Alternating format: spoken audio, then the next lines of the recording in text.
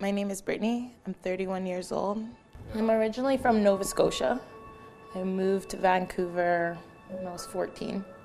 My dad moved out here, and I wasn't having like the greatest time back home with my mom. She had substance abuse issues and just a lot of things going on, so I got sent out here because I think I was acting out because of that. So I came here.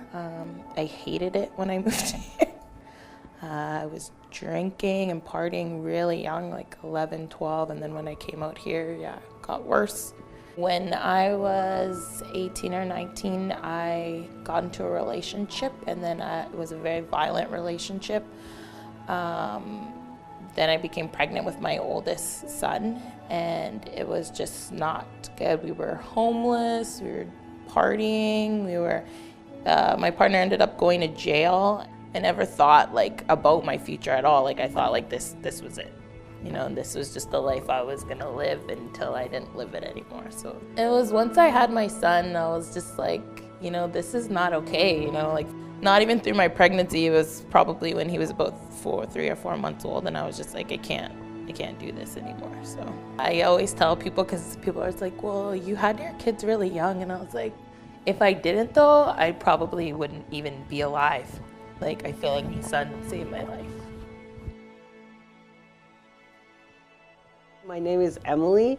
I am 34 years old. I am a single mom, and I have been sober for almost 4 years. So I came from a single parent home. It was me and my brother. My brother is 4 years older than me.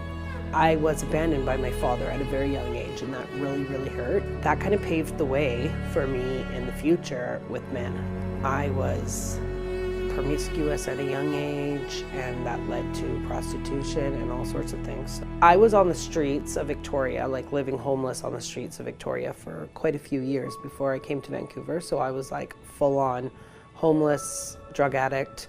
I met a guy on the streets in Victoria, and he promised that he's like, come over to Vancouver, and I have this house, and I have all this money and all this kind of stuff. And I was like, oh, okay, cool. And we took the ferry and everything, and then we were at Waterfront Station, and when I turned around, he was gone, and he had left me. I was in really bad shape. I had this humongous abscess on my arm from using needles and stuff, so my arm was almost gonna get amputated.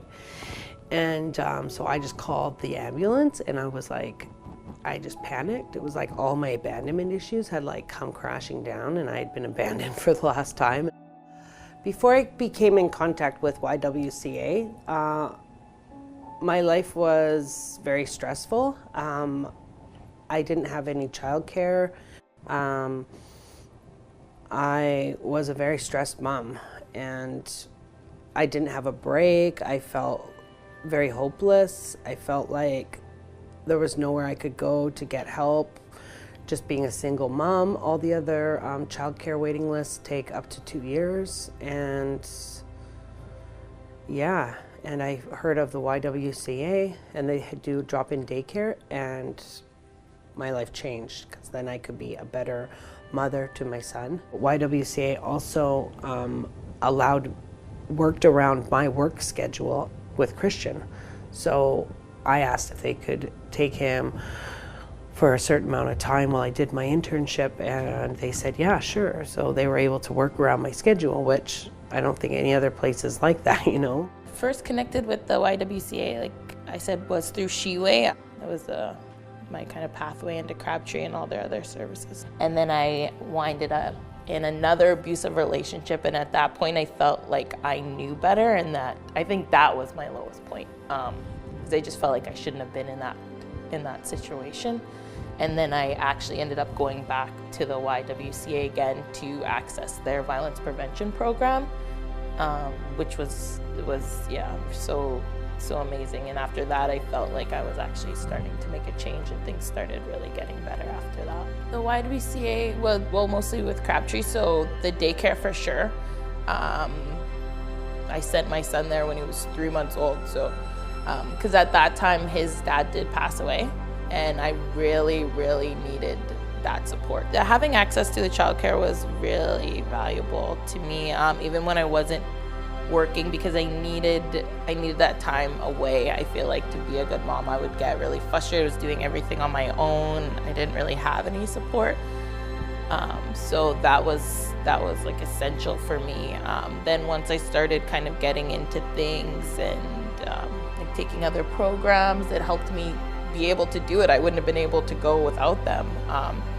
Even little things like doctor's appointments, getting groceries.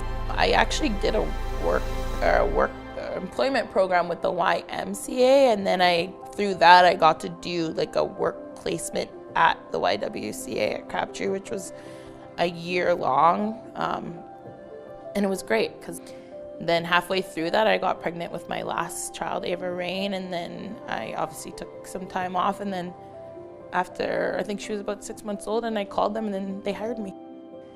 If I were to say something to young women that were facing what I've went through or facing anything, I would let them know that the Y has services that can help them. Like there's more to life out there than what's going on for them.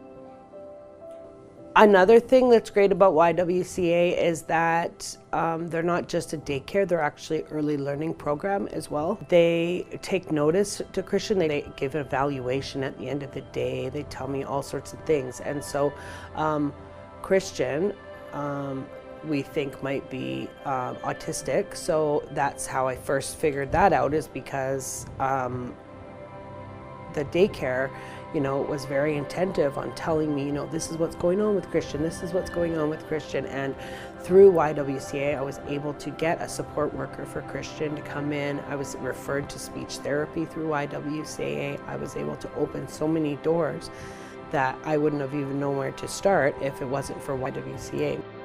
He loves socializing with the other kids, and he's just opened right up since he's been coming here. Christian loves it here. He always is so excited to come here. Like, we get up at like 5 in the morning and I'll be like, oh, Christian, guess what? It's daycare today. And he'll jump right into a stroller. And I'm like, okay, we're not going yet. We got to wait till after breakfast. Ever since Christian has been coming to the YWCA, I've had so much more hope when it comes to his autism.